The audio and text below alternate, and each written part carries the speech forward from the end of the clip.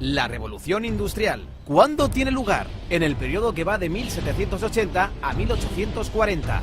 ¿Dónde tiene lugar? En Inglaterra, para después extenderse a Europa y a los Estados Unidos. ¿Por qué fue una revolución? ¿En qué consistió? Desde el Neolítico, esto es, 10.000 años antes del siglo XVIII, la humanidad no había experimentado una serie de transformaciones tan importantes en cuanto a su economía, su productividad, aparición de nuevas tecnologías, que conllevó a una transformación profunda de la sociedad. En el Neolítico se aprendió a plantar, aparece la agricultura, domesticar a los animales, apareció la ganadería. Las sociedades ya no necesitan ser nómadas para subsistir, por lo que el hombre se hace sedentario y recolector, pudiendo almacenar el excedente. Surge un nuevo modelo de organización social con la aparición de ciudades y de nuevas civilizaciones. Con la revolución industrial se va a vivir otro salto cualitativo en la forma de vivir. Se va a pasar de un sistema rural de producción manual, basado en la agricultura, a un sistema de producción industrial en las ciudades. Vamos a desgranar cómo van apareciendo estos cambios. Nos situamos en la segunda mitad del siglo XVIII.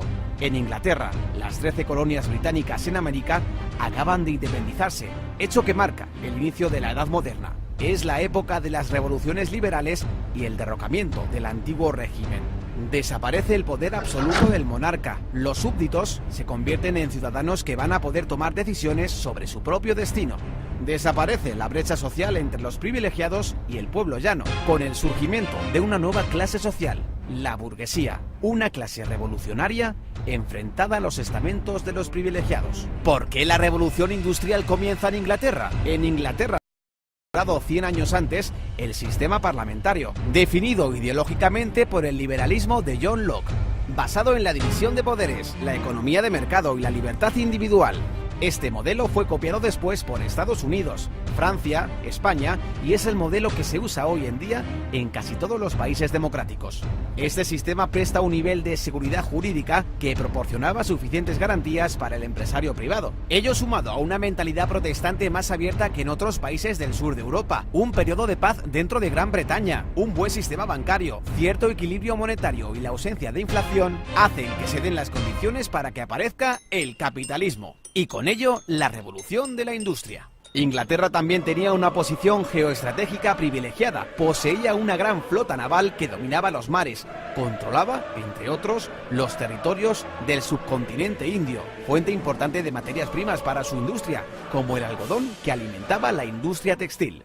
El proletariado. Con el nacimiento de la burguesía nace también el proletariado, los trabajadores o clase obrera que carece de propiedades y medios de producción, por lo que para subsistir se ve obligada a arrendar sus fuerzas de trabajo a la burguesía propietaria de los medios de producción. Las condiciones laborales de los trabajadores eran todavía muy precarias, con largas jornadas de trabajo y malas condiciones sanitarias. Pese a esto, supusieron un gran avance respecto a épocas anteriores. Hubo un éxodo del campo a las ciudades. Las grandes ciudades mejoraron su alcantarillado y mejoraron las condiciones de salubridad. Se redujeron las epidemias y Edward Jenner descubrió la primera vacuna contra la viruela. Se redujo la mortalidad infantil. La consecuencia fue una gran explosión demográfica. En un siglo se triplicó la población del país. Aumentó la esperanza de vida de los 35 a los 50.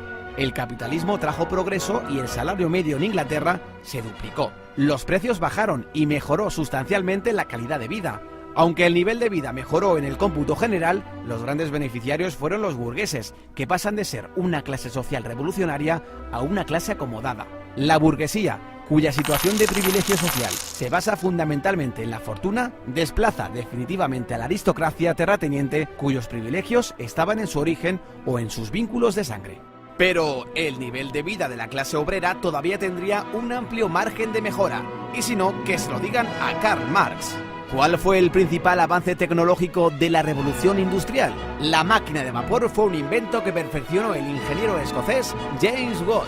La máquina de vapor consiste en un motor de combustión externa que transforma la energía térmica de una cantidad de agua en energía mecánica. Por la flecha roja a la izquierda entra el vapor de agua calentado por una caldera de carbón cerrada herméticamente. Se genera vapor de agua, lo cual produce la expansión del volumen de un cilindro empujando un pistón. Mediante un mecanismo de biela a manivela, el movimiento lineal alternativo del pistón del cilindro se transforma en un movimiento de rotación que acciona una rueda, ¿Qué aplicaciones tuvo la máquina de vapor? La introducción de la máquina de vapor en las distintas industrias fue el paso definitivo en el éxito de la revolución industrial, pues su uso significó un aumento espectacular de la capacidad de producción. Al elevar la capacidad de producción, se disminuye el tiempo de fabricación de los productos, dando paso a la producción en serie. Se simplifican tareas complejas en varias operaciones simples que pueda realizar cualquier obrero sin necesidad de que sea mano de obra cualificada, y de este modo bajar costos en producción y elevar la cantidad de unidades producidas. Los modelos anteriores de máquinas de vapor a los de Watt se habían usado para el bombeo de agua. La máquina de Watt introducía el movimiento rotatorio, por lo que se pudo usar para suministrar energía motriz a otras máquinas, como un molino harinero, un martillo de forja, para elevar carretillas con mineral en las minas mediante raíles metálicos o para la floreciente industria textil del algodón. Pronto se realizaron los primeros experimentos para aplicar el vapor al transporte terrestre. George Stephenson, que comenzó experimentando con el transporte de grandes cargas en las minas de carbón, puso a punto su primera locomotora. La construcción del ferrocarril de Liverpool a Manchester en 1829 consolidó su fama para siempre. El ferrocarril permitía transportar materias pesadas a 40 km por hora, una velocidad antes impensable, acortando extraordinariamente el tiempo de los desplazamientos y permitiendo vertebrar el comercio interior, escasamente desarrollado hasta entonces.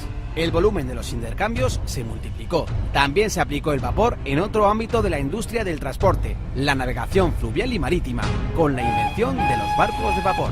Otro avance digno de mención fue el alumbrado público de gas. Las ciudades se convirtieron en lugares más seguros para viajar. Al instalar lámparas de gas en las calles, se redujeron las tasas de delincuencia. Al final de la revolución industrial, las ciudades se habían transformado. La población de Inglaterra se había triplicado. Las ciudades de Birmingham y Manchester prosperaban como ciudades textiles.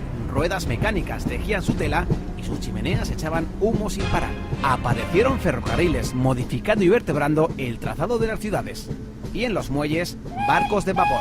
La vida cobró nueva animación. De una nación que labraba el campo, Inglaterra de pronto se había convertido en la primera nación industrial del mundo. Pero todo esto solo es el principio, pues a partir de 1850 entramos en la segunda fase de la revolución, conocida como la Segunda Revolución Industrial.